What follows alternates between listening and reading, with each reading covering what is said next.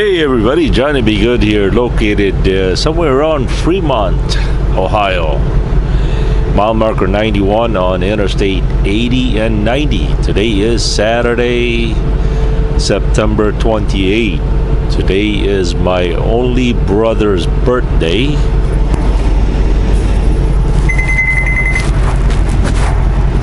Microphone fell off. Yeah, today my brother Andy's birthday. Unfortunately, he somehow hates my guts. I'm not really sure why, but yeah, it hurts.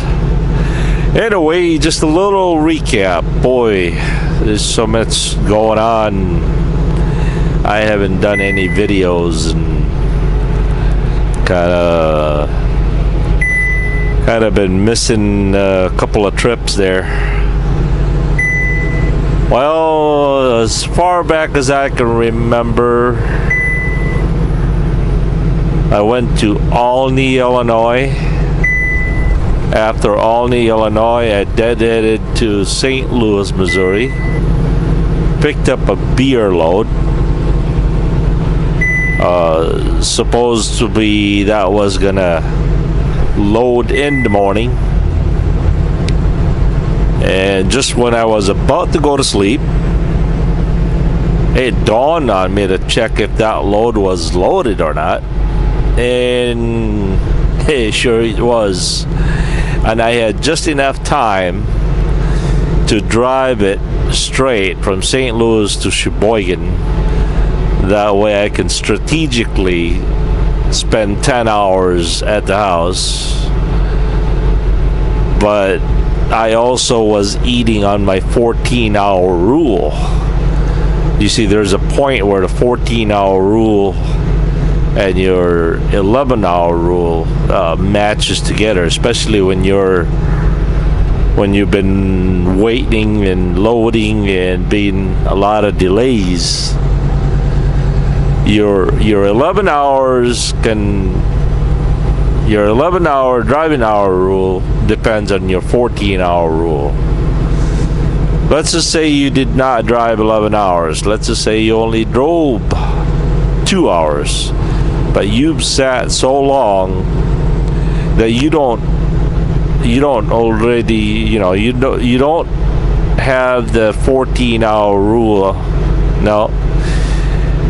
Let me back up. Boy, this is a little harder to explain. Let's just say, okay, let's start over. Let's just say you drove 1 minute out of your 11 hours, right? But you sat for more than 4 hours. Even though you only drove 10 hours and 59 minutes, you can't drive 10 hours and 59 minutes anymore, because your 14-hour rule is less than 14 hours or less than 10 hours and 59 minutes. So every time you stop, you don't get to drive, that's less time you're driving because you're stopping. So that's exactly what happened back in St. Louis there. If I would have stopped, even just for 1 or 2 stops, I would have not made it to my house, forcing me to take a break somewhere else. So wouldn't that be aggravating if you had to take a 10-hour break 10 miles away from your house? So I did what I had to do to make sure that I would make it to my parking space there in Hardee's, because that way I could have spend 10-hour break at the house. Not to mention, by the time my 10-hour break is done, my delivery place would be closed, so forcing me to deliver the next day, which was really scheduled for the next day anyway. But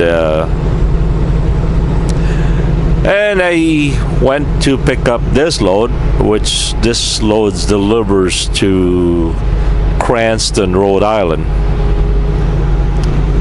Early this morning, my DM, my dispatcher there, or driver manager, calls me on the phone, wake up, wake up. He's getting all worried, been out of shape, that I will not make it to Cranston by 1700 hours tomorrow, which is about exactly 24 hours from now. Right now, I've got 699 miles yet to go, and I really think that I can make it. By the way, last night after I got loaded, when I got loaded, I had to go to the yard, drop off my paperwork, and it turned out to be Driver Appreciation Week, which they gave me $10 worth of Subway gift card plus a real bright safety vest and thank you for all the things that you do speech. They used to prepare a lot of food, but somehow they don't do that anymore. It used to be pizzas, and used to be, tons of pizzas and barbecues, and they used to make a big deal out of that. But lately, over the years, Driver Appreciation Week is just getting really cheap. Oh boy. I guess the cost of Driver's Appreciation Week is a little bit expensive than the driver appreciation.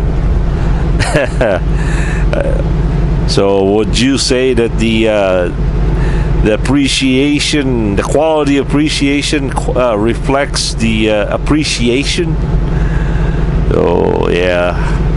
Anyway, after I got loaded and all that stuff, went to the yard, got all my stuff, went home, picked up my daughter at school, and it just dawned on me to ride my Goldwing all the way to Chicago.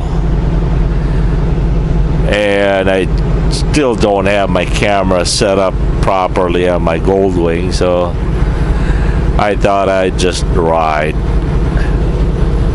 I ended up in Buffalo Grove, Illinois. Not really Chicago, but within the suburbs. And went there, had a little drink, coffee, a little McDonald's, went home, stayed at the house, left at 8:30 this morning, and here I am. By the way, I apologize for the bugs on the windshield. It's been known to happen during summertime, right?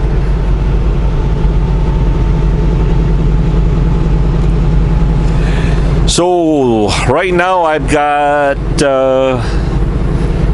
3 hours and 41 minutes left to drive, and I just finished taking my required 30-minute break. Hey, did you guys know that if we fail to take a 30-minute break, the fine is $2,750, $50. $2,750 fine. Did you also know that if we get caught touching our phone, talking our phone, even dialing our phone, it's a $2,750. I wonder how they come up with a certain amount of dollar per offense. I mean, is there like a formula that they go by? 1 times 3 minus 5 equals divided by How did they come up with what a certain offense is? It's just a roundup number they come up with, or what? But is it a coincidence that it's two separate offenses are exactly the same amount? Yeah. Cell phone rule, DOT says we are allowed to use cell phones only on a hands-free devices. You have to have like an earplug or a Bluetooth, but you are not, supposedly, you are not allowed to reach for your phone at any time. You can't answer your phone by touching it. You can't dial your phone by touching it. It has to be 100% touch free.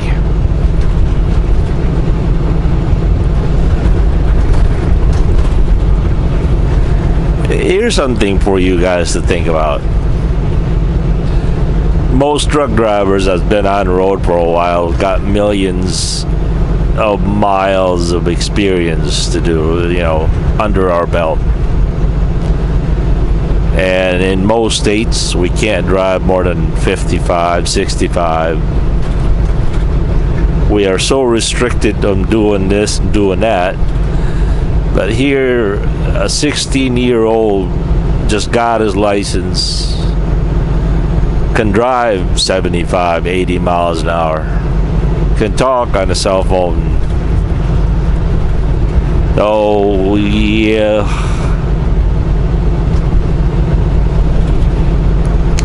Yeah, we live in a double standard world, don't we? But as what Johnny B. Good always says, it is what it is.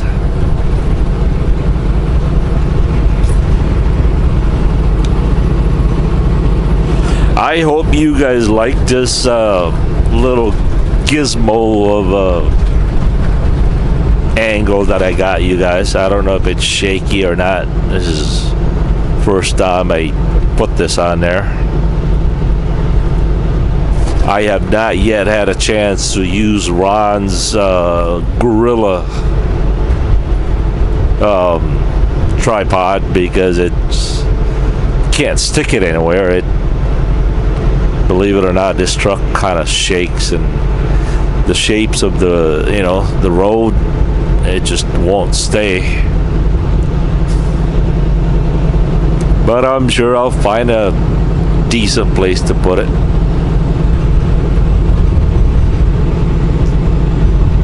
Oh, by the way, after I get empty in Cranston, I am to drive 100 miles, I think it is, to Enfield, Connecticut, which is just north of Hartford, Connecticut. Pick up a load there on Monday. Let's see, I deliver tomorrow at 7:10, and then gotta wait until Monday a.m. to pick up a load that delivers somewhere in Pennsylvania. Once I get that empty, I deadhead to Philadelphia, pick up a load that goes to Richland Center, Wisconsin, for October 3rd, 9 a.m. delivery. And then I guess from there they're gonna deadhead me home for a much needed time home. 5 days. Yahoo!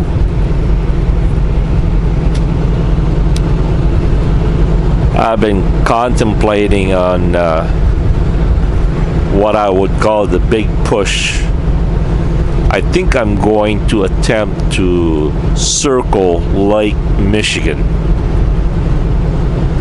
From Sheboygan, Wisconsin, drive north all the way to Michigan, upper Michigan, and just drive all the way on the other side of Lake Michigan if I'm not mistaken, it's somewhere around 800 miles. Somewhere around, what, 15 hours maybe? Leave real early in the morning. Be home late at night. Kind of like, just save on the motel. No motel allowed. Drive 800 miles and then come home. Use the house as the motel. And I think it's gonna cost me around $100 for gas. Last night I think I drove somewhere around 269 miles in one full tank of gas. So 800 divided by 6, 260 miles. 269 was pushing it. It was, the fuel tank was really, really low. I was just about to run out of fuel.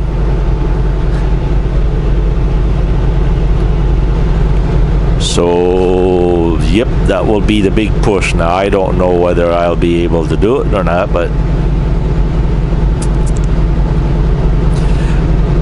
I also like to ride at about this time of the year where it's a little bit cooler. In fact, last night it was like 62 degrees. It was perfect. Oh, by the way, sometime I will show you what I did with my snow pants. I got me an old snow pants. I cut off the legs way as high as you could cut them, all the way up to the crotch area. Cut them off. Take the pants out of it. Throw that away. And then just put a shoelace around. You take a sewing machine and you sew, what do you call that? You sew like an eye or some, like a form of a hole around the leg area and the top where you can put a shoelace around it. And that's what you tie. That's what I used to tie the legs, the snow pants leg up to my pants. That way they don't fall off. And I tell you what, they're very, very warm. And it's not so difficult to go to the bathroom and do your stuff because it just feels like a pair of pants. I figured I don't need to insulate my buttocks. I got heated seats anyway, so. And they're pretty cheap. I know some of you guys gonna say use leather chops and all that, but last time I looked at a pair of leather chops, man, they were like $100. Even at the discount places like Fleet Farm in Wisconsin, they're like $100, man. I mean, they look good and all that stuff, but I don't think they could be that warm. I don't think they'd be as warm as the pair of snow pants, legs. So basically, if you picture it, it's kind of just like an insulation for your leg. That's all. Okay, I think this is nonsense, so I don't know. We'll catch you later tonight. Johnny Be Good here. Peace.